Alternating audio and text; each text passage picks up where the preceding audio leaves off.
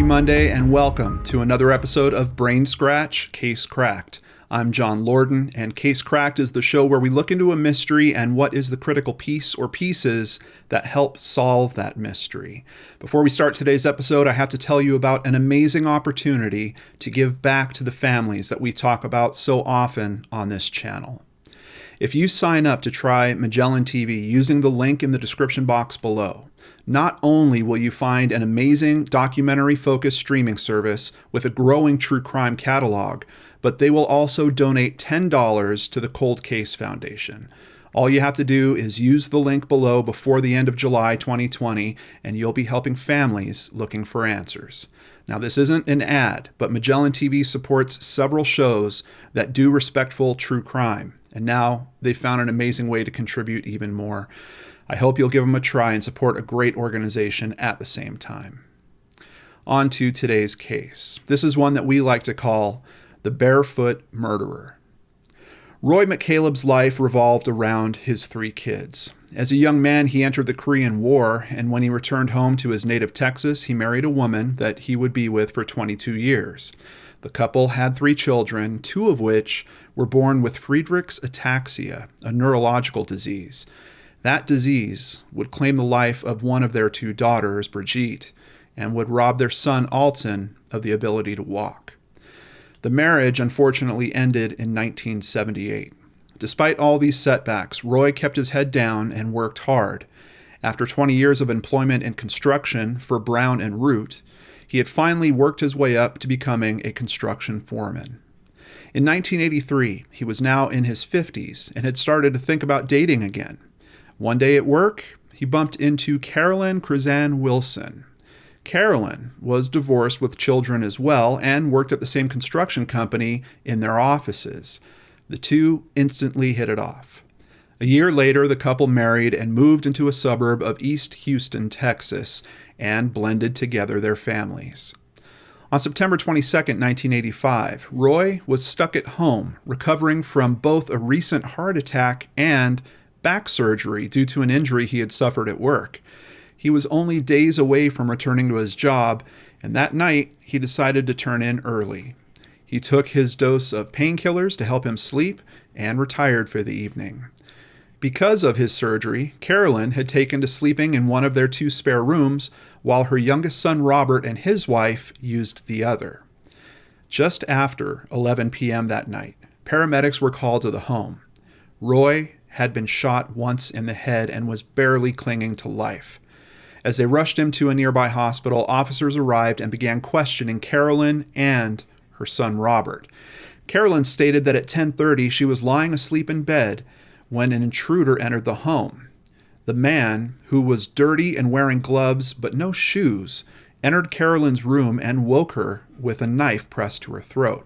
She stated that he then tortured her with a wire clothes hanger, dripped hot wax onto her, and assaulted her. She reached for a gun she kept under her pillow, but it was knocked away by the assailant. The attacker then picked up the gun, ran to her husband's room down the hall, and shot him. The man attempted to flee but collided with Carolyn and dropped the gun. She quickly picked it up and was able to fire 2 shots at the man as he ran away. Unfortunately, both missed as he disappeared into the night.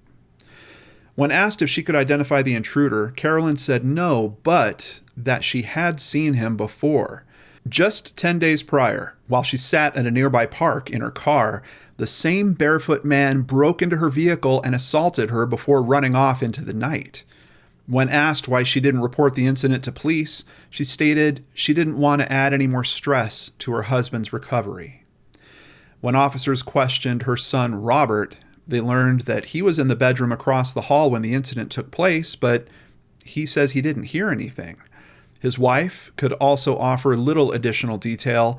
She was at the house earlier in the evening, but had left before the murder occurred. Sadly, in the early morning hours, Roy died from his injury.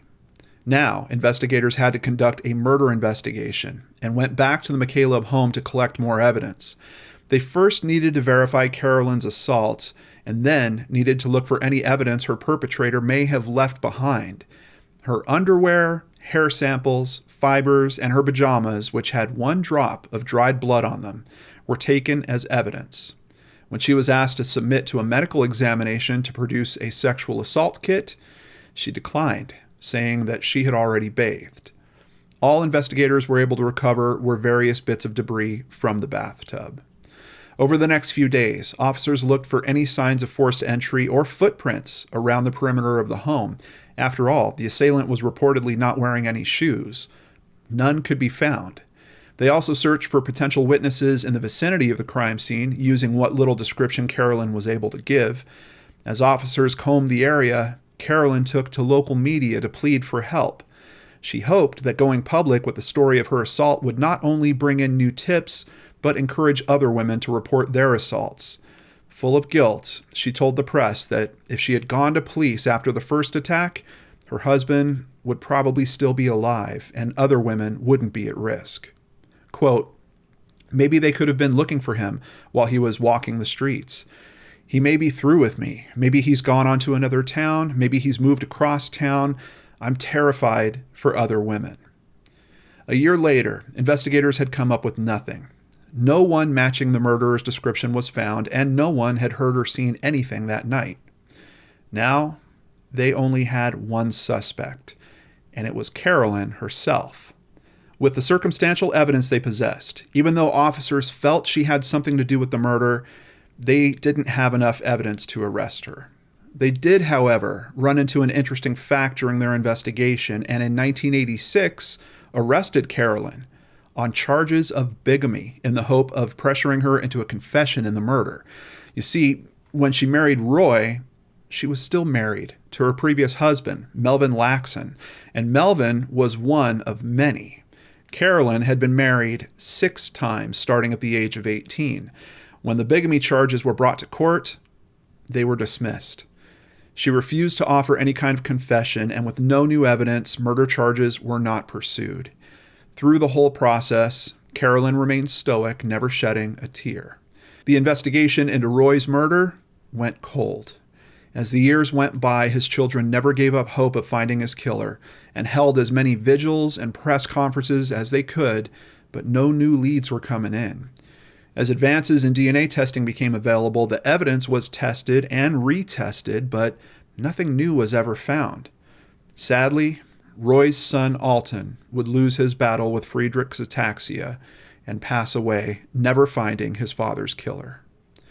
22 years after the murder, in 2007, Carolyn remarried for the 7th time, and her 2 sons from a previous marriage were working their way through the ranks of the Houston police force, while Carolyn worked for the department as a civilian financial employee. Pam Nolly, Roy's daughter and only living child from his first marriage, would hire a cold case investigator once a year to work on the family's behalf. That year, Pam's persistence finally paid off. Retired detective Delinda Wilker had recently returned to the Houston police force to help head up a new cold case unit. They agreed to look into Roy's case. The first thing she did was ask the crime lab to retrieve the evidence and have it retested. Again, no new information was found. Pam was not to be deterred and was able to convince the Texas Rangers to assign 2 officers to work beside detectives and prosecutors. All of them agreed that their only viable suspect was Carolyn. With no new evidence in hand, on July 14, 2008, officers again arrested the widow. Almost immediately, a district court judge threw out the case, citing a laundry list of problems. He cited the excessive amount of time police took in their indictment, the fact there was really no new evidence to present, and somehow the original evidence in the case had become lost after it was sent to a lab in Pasadena. Everyone involved in the original case was either dead or remembered next to nothing, and Carolyn herself was now suffering from the early stages of Alzheimer's and claimed to have no memory of the incident. For almost 5 years, prosecutors and police, along with the Major Offenders Division, worked on their appeal until the judge finally reversed his dismissal. In 2012, Carolyn was arrested for the 3rd time, this time on charges of murder. In a surprising twist of fate, before her case could go to trial, she agreed to a plea deal. All parties involved agreed that although the 71-year-old was in the first stages of Alzheimer's, she was still of sound mind and able to make her own decisions. With the end of her life near and her health problems worsening, Carolyn claimed that she just wanted to put everything behind her. In exchange for a guilty plea, she would be given 6 months in jail to be followed by 10 years of deferred adjudication. This form of probation means that she will not have a conviction on her record if the term is successfully completed.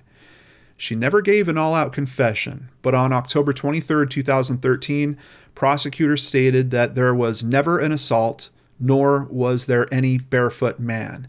They offered no explanation or theory. They simply stated that Carolyn had killed her husband. Even though the short sentence angered them, Roy's family agreed that at this point, knowing the truth was more important than the amount of time Carolyn would have to serve. Roy's family had always felt that Carolyn had wanted to cash in on an insurance policy that she had taken out on her husband just months before his death. She would see very little of it, though. Because the death was suspicious, the company would only pay a fraction of the claim amount, most of which went to Roy's children and not his wife. I don't understand the system. I'll never have faith in it again. I would never hurt Roy. I would never hurt my children like this, Carolyn said from the Harris County Jail. Her friends and family still stand behind her, refusing to believe she would commit such an act. Roy's family feels very different. She said, "I did it, and that's what we really wanted to hear," said Linda Petty, Roy's sister. Carolyn was set to begin her jail term the day after Christmas. Quote, "It is unfair that she gets to start serving her sentence after the holidays," Pam Nolly stated. "How many holidays has she taken from us? Carol, you deserved a much longer and harsher sentence. We've been failed by the system here on earth, but one day soon, you will be in God's hands, and he will decide your just punishment for murdering my father." Case cracked. We would like to thank the Houston Chronicle, KHOU.com, ABC News, Chron.com, TwinCities.com, CaseLaw.FindLaw.com, and Newspapers.com for the original articles in this case. Of course, the biggest thank you goes to Christy Arnhart for researching and writing up today's case. Now, for those of you internet detectives out there that were really listening in, you're probably wondering about one very interesting piece of physical evidence. What about that drop of blood found on her nightgown? Well, it turns out that it was found to be Roy's blood. However, it wasn't enough to prove that she was the one that actually pulled the trigger. After all, she may have just been nearby when the shot was fired, or it could have even been transferred when she discovered her husband's body. Honestly, I sort of wonder if more modern forensic tools had been used on the crime scene, if this case might have cracked quite a bit sooner and maybe with some stronger evidence. But in any case, I'm glad to know that Roy's family has the answers that they've been looking for. A big thank you to PayPal supporters Irina Berdina, Mark Witt, Hillary Green, and Brandy Fry. If you'd like to support the channel, please visit www.lordenarts.com. There you can sign up for PayPal, sign up for Patreon, or buy merchandise. All of it helps keep me here with limited commercials. You'll notice we never let YouTube inject ads in the middle of our presentations, and sometimes we have to go completely without ads to be able to freely and properly discuss cases just like the one we're talking about today. Help me continue to help others by directly supporting the channel over at www.lordenarts.com today. And if you can't contribute in that way, please help just by sharing these stories. Together, we'll continue learning about justice, how to keep ourselves and our families safe, and of course, spending time with each other. I'll see you again on Wednesday with a brand new episode of Searchlight right here on the Lord and Arts channel.